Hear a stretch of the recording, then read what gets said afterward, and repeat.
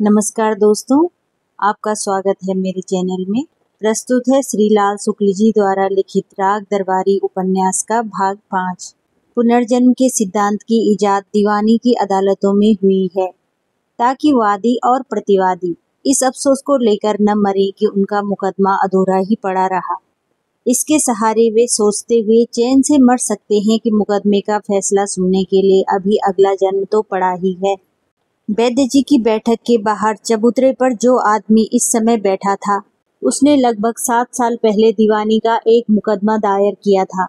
इसलिए स्वाभाविक था कि वह अपनी बात में पुनर्जन्म के पाप, भाग्य, भगवान, अगले जन्म के कार्यक्रम आदि का नियमित रूप से हवाला देता। उसको लोग लंगड़ कहते थे। माथे पर कबीरपंथी तिलक, गले में तुलसी की कंठी, आंधी पानी झेलता हुआ दड़ियल चेहरा, दुबली पतली देह, मिर्जई पहनी हुई, एक पैर घुटने के पास से कटा हुआ, जिसकी कमी एक लाठी से पूरी की गई थी। चेहरे पर पुराने जमाने के उन ईसाई संतों का भाव जो रोज अपने हाथ से अपनी पीठ पर खींचकर 100 कोड़े मारते हैं। उसकी ओर सनीचर ने भंग का एक गिलास बढ़ाया और कहा, लो भाई लंगड़, पी जाओ, इसमें बड़े बड़े माल पड़े हैं। लंगड़ ने आंखें मूंदकर इनकार किया और थोड़ी देर दोनों में बहस होती रही, जिसका संबंध भंग की गरिमा, बादाम मुनक्के के लाभ, जीवन की क्षण भंगुरता, भोग और त्याग जैसे दार्शनिक विषयों से था। बहस के अंत में सनीचर ने अपना दूसरा हाथ अंडरवियर में पोंछकर सभी तर्कों से छुटकारा पा लिया और सांसारिक विषयों के प्रति उदासीनता दिखाते हुए भुनभुना कर कहा, पीना हो तो सटासट से गटक जाओ, न पीना हो तो हमारे ठेंगे से। लंगड़ ने जोर से सांस खींची और आंखें मूंद गई, जो कि आत्मदया से पीड़ित व्यक्तियों से लेकर ज्यादा खा जाने वाले तक में भाव प्रदर्शन की एक बड़ी ही लोकप्रिय मुद्रा मानी जाती है। सनीचर ने उसे छोड़ दिया और एक ऐसी बंदर छाप छलांग लगाकर, जो डार्विन के विकासवादी सिद्धांत की पुष्टि करती थी, बैठक के भीतरी हिस्से पर हमला किया। वहां प्रिंसिपल साहब, क्लर्क, वैद्य जी, रंगनाथ आदि बैठे हुए थे। दिन के 10 बजने वाले थे। सनीचर ने भंग का वही गिलास अब प्रिंसिपल साहब की ओर बढ़ाया और वही बात कही, पी जाइए मास्टर साहब, इसमें बड़े बड़े माल हैं। प्रिंसिपल साहब ने वैद्य जी से कहा, कॉलेज का काम छोड़कर आया हूँ, इसे शाम के लिए ही रखा जाए। वैद्य जी ने स्नेहपूर्वक कहा, संध्या काल पुनः पी लीजिएगा। कॉलेज छोड़कर आया हूँ, वे फिर बोले। रूपन बाबू कॉलेज जाने के लिए घर से तैयार होकर निकले। रोज की तरह कंधे पर पड़ा हुआ धोती का छोर, वो शर्ट जो उनकी फिलॉसफी के अनुसार मैली होने के बावजूद कीमती होने के कारण पहनी जा सकती थी। इस समय पान खा लिया था और बाल संवार लिए थे। हाथ में एक मोटी सी किताब, जो खास तौर से नागरिक शास्त्र के घंटे में पढ़ी जाती थी और जिसका नाम जेबी जासूस था। जेब में 2 फाउंटेन पेन, एक लाल और एक नीली स्याही का, दोनों बिना स्याही के। कलाई में घड़ी, जो सिद्ध करती है कि जो जुआ खेलता है उसकी घड़ी तक रेहन हो जाती है और जो जुआड़ियों का माल रेहन रखता है उसे कीमती घड़ी 10 रुपए तक में मिल जाती है। रूपन बाबू ने प्रिंसिपल साहब की बात बाहर निकलते निकलते सुन ली थी। वे वहीं से बोले, कॉलेज को तो आप हमेशा ही छोड़े रहते हैं, वह तो कॉलेज ही है जो आपको नहीं छोड़ता। प्रिंसिपल साहब झेंपे, इसलिए हंसे और जोर से बोले, रूपन बाबू बात पक्की कहते हैं।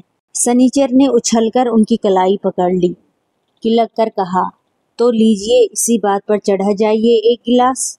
वैद्य जी संतोष से प्रिंसिपल का भंग पीना देखते रहे। पीकर प्रिंसिपल साहब बोले, सचमुच ही बड़े बड़े माल पड़े हैं। वैद्य जी ने कहा, भंग तो नाम मात्र को है और नहीं भी है। वास्तविक द्रव्य तो बादाम, मुनक्का और पिस्ता है। बादाम बुद्धि और वीर्य को बढ़ाता है, मुनक्का रेचक है, इसमें इलायची भी पड़ी है, इसका प्रभाव शीतल है, इससे वीर्य फटता नहीं, ठोस और स्थिर रहता है। मैं तो इसी पेय का एक छोटा सा प्रयोग रंगनाथ पर भी कर रहा हूँ। प्रिंसिपल साहब ने गर्दन उठाकर कुछ पूछना चाहा, पर वे पहले ही कह चली, इन्हें कुछ दिन हुए ज्वर रहने लगा था, शक्ति क्षीण हो चली थी, इसलिए मैंने इन्हें यहाँ बुला लिया है। इनके लिए नित्य का एक कार्यक्रम बना दिया गया है। पौष्टिक द्रव्यों में बादाम का सेवन भी है, 2 पत्ती भांग की भी। देखना है 6 मास के पश्चात जब वे यहाँ से जाएंगे तो क्या होकर जाते हैं। कॉलेज के क्लर्क ने कहा, छछूंदर जैसे आए थे गेंडा बनकर जाएंगे, देख लेना चाचा। जब कभी क्लर्क वैद्य जी को चाचा कहता था, प्रिंसिपल साहब को अफसोस होता था कि वे उन्हें अपना बाप नहीं कह पाते। उनका चेहरा उदास हो गया। वे सामने पड़ी हुई फाइलें उलटने लगे। तब तक लंगड़ दरवाजे पर आ गया। शास्त्रों में शूद्रों के लिए जिस आचरण का विधान है, उसके अनुसार चौखट पर मुर्गी बनकर उसने वैद्य जी को प्रणाम किया। इससे प्रकट होता है कि हमारे यहाँ आज भी शास्त्र सर्वोपरि है और जाति प्रथा मिटाने की सारी कोशिशें अब फरेब नहीं हैं तो रोमांटिक कार्रवाइयाँ हैं। लंगड़ ने भीख जैसी मांगते हुए कहा, तो जाता हूँ बापू। वैद्य जी ने कहा, जाओ भाई, तुम धर्म की लड़ाई लड़ रहे हो, लड़ते जाओ, उसमें मैं क्या सहायता कर सकता हूँ। लंगड़ ने स्वाभाविक ढंग से कहा, ठीक ही है बापू, ऐसी लड़ाई में तुम क्या करोगे। जब कोई सिफारिश की बात होगी तब आकर तुम्हारी चौखट पर सिर रगड़ूंगा। जमीन तक झुककर उसने उन्हें फिर से प्रणाम किया और एक पैर पर लाठी के सहारे झूलता हुआ चला गया। वैद्य जी जोर से हंसे, बोले, इसकी भी बुद्धि बालकों की सी है। वे बहुत कम हंसते थे। रंगनाथ ने चौंक कर देखा। हंसते ही वैद्य जी का चेहरा मुलायम हो गया। नेतागिरी की जगह भलमन साहत ने ले ली। एक आचरणवान महापुरुष की जगह वे बदचलन जैसे दिखने लगे। रंगनाथ ने पूछा, यह लड़ाई कैसी लड़ रहा है। प्रिंसिपल साहब सामने फैली हुई फाइलें और चेक बुकें, जिनकी आड़ में वे कभी कभी यहाँ सवेरे सवेरे भंग पीने के लिए आते थे, समेटने लगे थे। हाथ रोककर बोले, इसे तहसील से एक दस्तावेज की नकल लेनी है। इसने कसम खाई है कि मैं रिश्वत न दूंगा और कायदे से ही नकल लूंगा। उधर नकल बाबू ने कसम खाई है कि मैं रिश्वत न लूंगा और कायदे से ही नकल दूंगा। इसी की लड़ाई चल रही है। रंगनाथ ने इतिहास में एमए किया था और न जाने कितनी लड़ाइयों के कारण पढ़े थे। सिकंदर ने भारत पर कब्जा करने के लिए आक्रमण किया था। पुरु ने उसका कब्जा न होने पाए इसलिए प्रतिरोध किया था। इसी कारण लड़ाई हुई थी। अलाउद्दीन ने कहा था कि मैं पद्मिनी को लूंगा। राणा ने कहा कि मैं पद्मिनी को नहीं दूंगा, इसलिए लड़ाई हुई थी। सभी लड़ाइयों की जड़ में यही बात थी। एक पक्ष कहता था लूंगा, दूसरा कहता था नहीं दूंगा। इसी पर लड़ाई होती थी। पर यहाँ लंगड़ कहता था धर्म से नकल लूंगा, बाबू कहता था धर्म से नकल दूंगा। फिर भी लड़ाई चल रही थी। रंगनाथ ने प्रिंसिपल साहब से इस ऐतिहासिक विपर्यय का मतलब पूछा। उसके जवाब में उन्होंने अवधि में एक कहावत कही, जिसका शाब्दिक अर्थ था, हाथी आते हैं घोड़े जाते हैं, बेचारे ऊंट गोते खाते हैं। यह कहावत शायद किसी जिंदा अजायब घर पर कही गई थी, पर रंगनाथ इतना तो समझ ही गया कि इशारा किसी सरकारी दफ्तर की लंबाई, चौड़ाई और गहराई की ओर है। फिर भी वह लंगड़ और नकल बाबू के बीच चलने वाले धर्म युद्ध की डिजाइन नहीं समझ पाया।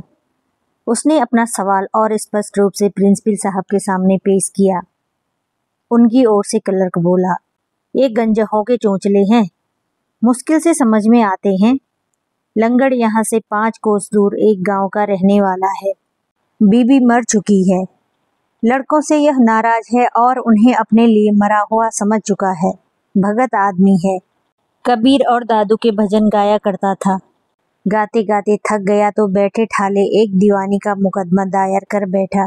मुकदमे के लिए एक पुराने फैसले की नकल चाहिए। उसके लिए पहले तहसील में दरख्वास्त दी थी। दरख्वास्त में कुछ कमी रह गई, इसलिए वह खारिज हो गई। इस पर इसने दूसरी दरख्वास्त दी। कुछ दिन हुए यह तहसील में नकल लेने गया। नकल 20 चिड़ी मार निकला। उसने 5 रुपए मांगे। लंगड़ बोला कि रेट 2 रुपए का है। इसी पर बहस हो गई। 2-4 वकील वहां खड़े थे। उन्होंने पहले नकल नवीस से कहा कि भाई 2 रुपए में ही मान जाओ, यह बेचारा लंगड़ा है, नकल लेकर तुम्हारे गुण गाएगा। पर वह अपनी बात से बाल बराबर भी नहीं खिसका।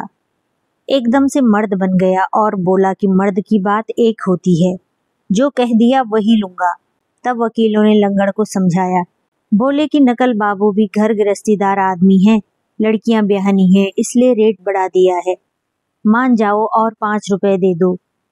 पर वह भी ऐठ गया, बोला कि अब यही होता है, तनख्वाह तो दारू कलिया पर खर्च करते हैं और लड़कियां ब्याहने के लिए घूस लेते हैं।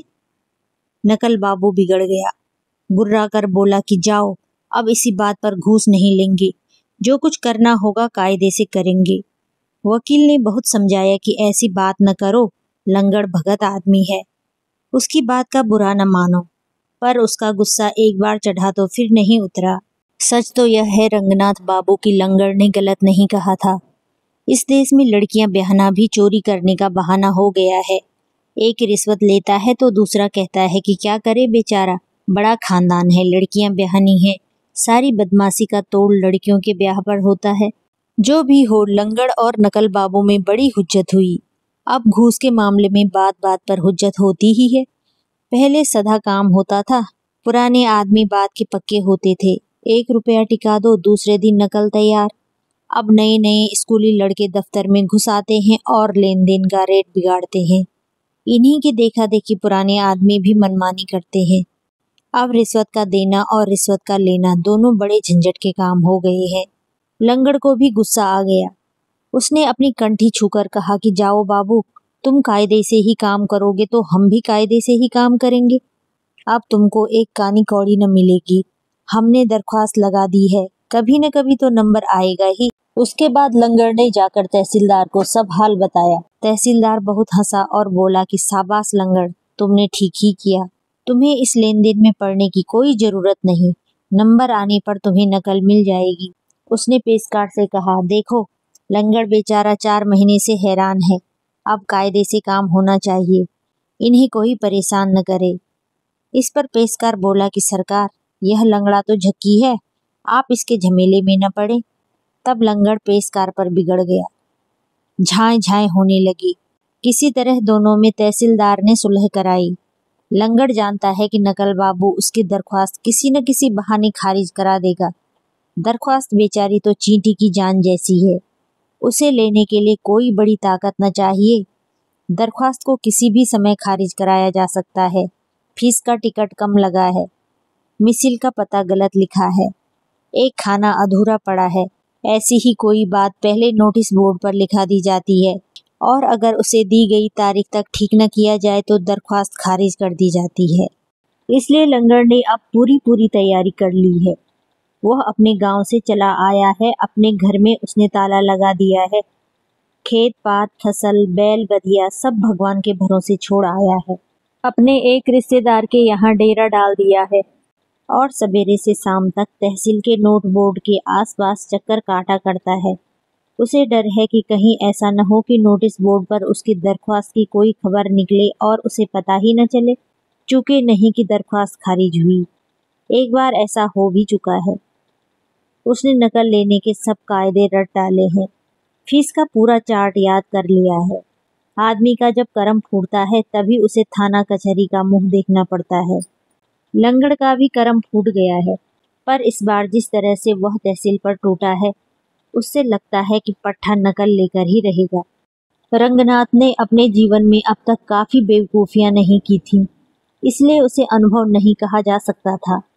लंगड़ के इतिहास का उसके मन पर बड़ा ही गहरा प्रभाव पड़ा और वह भावुक हो गया। भावुक होते ही कुछ करना चाहिए कि भावना उसके मन को मथने लगी।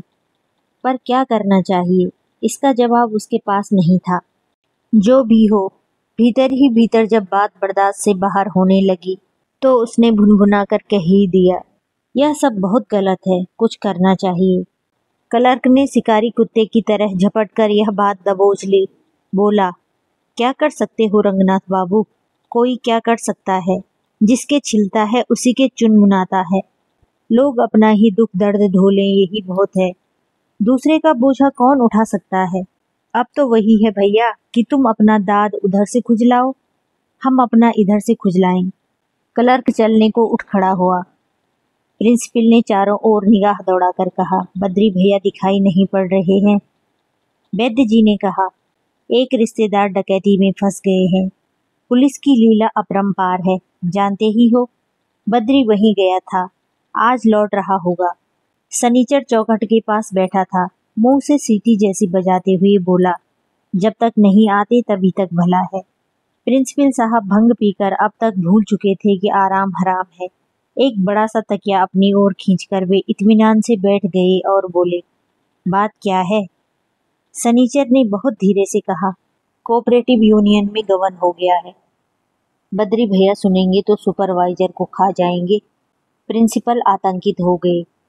उसी तरह फुसफुसाकर बोले, ऐसी बात है? सनीचर ने सिर झुकाकर कुछ कहना शुरू कर दिया। वार्तालाप की यह वही अखिल भारतीय शैली थी जिसे फारसी थिएटरों ने अमर बना दिया है। इसके सहारे एक आदमी दूसरे से कुछ कहता है और वहीं पर खड़े हुए तीसरे आदमी को कानों कान खबर नहीं होती। यह दूसरी बात है कि 100 गज की दूरी तक फैले हुए दर्शकगण उस बात को अच्छी तरह सुनकर समझ लेते हैं और पूरे जन समुदाय में स्टेज पर खड़े हुए दूसरे आदमी को छोड़कर सभी लोग जान लेते हैं कि आज क्या होने वाला है। संक्षेप में, बात को गुप्त रखने की यह हमारी परंपरागत शैली को अपनाकर सनीचर ने प्रिंसिपल साहब को कुछ बताना शुरू किया, पर वैद्य जी कड़क कर बोले, क्या स्त्रियों की भांति फुसफुस कर रहा है? कोऑपरेटिव में गबन हो गया तो कौन सी बड़ी बात हो गई? कौन सी यूनियन है जिसमें ऐसा न हुआ हो? कुछ रुककर वे समझाने के ढंग पर बोले, हमारी यूनियन में गबन नहीं हुआ था, इस कारण लोग हमें संदेह की दृष्टि से देखते थे। अब तो हम कह सकते हैं कि हम सच्चे आदमी हैं। गबन हुआ है और हमने छिपाया नहीं है। जैसा है वैसा हमने बता दिया है। सांस खींचकर उन्होंने बात समाप्त की। चलो अच्छा ही हुआ। एक कांटा निकल गया, चिंता मिटी। प्रिंसिपल साहब तकिए के सहारे निश्चल बैठे रहे। आखिर में एक ऐसी बात बोले जिसे सब जानते हैं। उन्होंने कहा, लोग आजकल बड़े बेईमान हो गए हैं।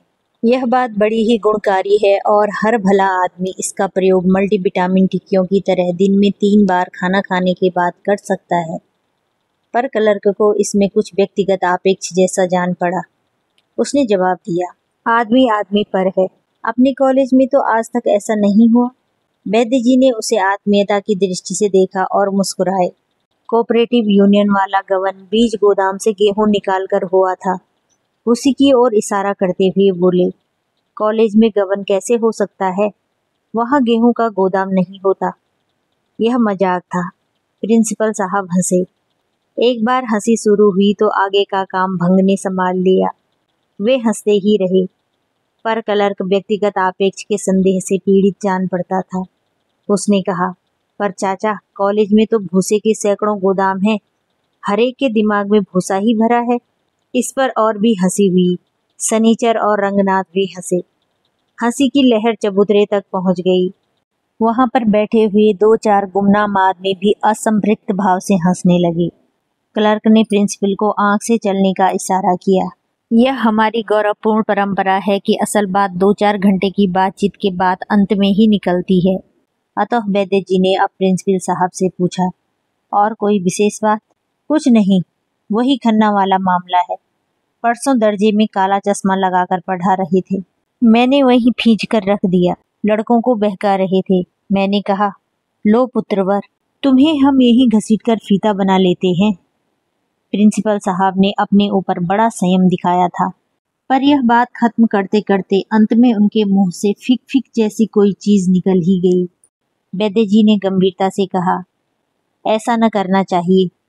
विरोधी से भी सम्मानपूर्वक व्यवहार करना चाहिए। देखो ना, प्रत्येक बड़े नेता का एक एक विरोधी है। सभी ने स्वेच्छा से अपना अपना विरोधी पकड़ रखा है। यह जनतंत्र का सिद्धांत है। हमारे नेतागण कितनी शालीनता से विरोधियों को झेल रहे हैं। विरोधी गण अपनी बात बकते रहते हैं और नेतागण चुपचाप अपनी चाल चलते रहते हैं। कोई किसी से प्रभावित नहीं होता। यह आदर्श विरोध है। आपको भी यही रुख अपनाना चाहिए। क्लर्क पर राजनीति के इन मौलिक सिद्धांतों का कोई असर नहीं हुआ। वह बोला, इससे कुछ नहीं होता चाचा। खन्ना मास्टर को मैं जानता हूँ। इतिहास में एमए हैं, पर उन्हें अपने बाप तक का नाम नहीं मालूम। सिर्फ पार्टी बंदी के उस्ताद हैं। अपने घर पर लड़कों को बुला बुला कर जुआ खिलाते हैं। उन्हें ठीक करने का सिर्फ एक तरीका है, कभी पकड़कर दनादन लगा दिए जाए। इस बात ने वैद्य जी को और भी गंभीर बना दिया, पर और लोग उत्साहित हो उठे। बात जूता मारने की पद्धति और परंपरा पर आ गई। शनिचर ने चहककर कहा कि जब खन्ना पर दनादन दनादन पड़ने लगे तो हमें भी बताना। बहुत दिनों से हमने किसी को जुतियाया नहीं है, हम भी 2-4 हाथ लगाने चलेंगे। एक आदमी बोला कि जूता अगर फटा हो और 3 दिन तक पानी में भिगोया गया हो तो मारने में अच्छी आवाज करता है और लोगों को दूर दूर तक सूचना मिल जाती है कि जूता चल रहा है। दूसरा बोला कि पढ़े लिखे आदमी को जुतियाना हो तो गोरक्षक जूते का प्रयोग करना चाहिए, ताकि मार तो पड़ जाए पर ज्यादा बेइज्जती न हो। चबूतरे पर बैठे बैठे एक तीसरे आदमी ने कहा कि जुतियाने का सही तरीका यह है कि गिनकर 100 जूते मारते चलें, 99 तक आते आते पिछली गिनती भूल जाए और 1 से गिनकर फिर नए सिरे से जूता लगाना शुरू कर दे। चौथे आदमी ने इसका अनुमोदन करते हुए कहा कि सचमुच जुतियाने का यही एक तरीका है और इसीलिए मैंने भी 100 तक गिनती याद करनी शुरू कर दी है। 5वां भाग यहीं पर समाप्त होता है। दोस्तों, इसी तरह से ऑडियो बुक सुनने के लिए प्लीज़ मेरे चैनल को लाइक करें, सब्सक्राइब करें, कमेंट करें, शेयर करें और बेल आइकन को दबाना ना भूलें। तो फिर मिलते हैं 6वें भाग में।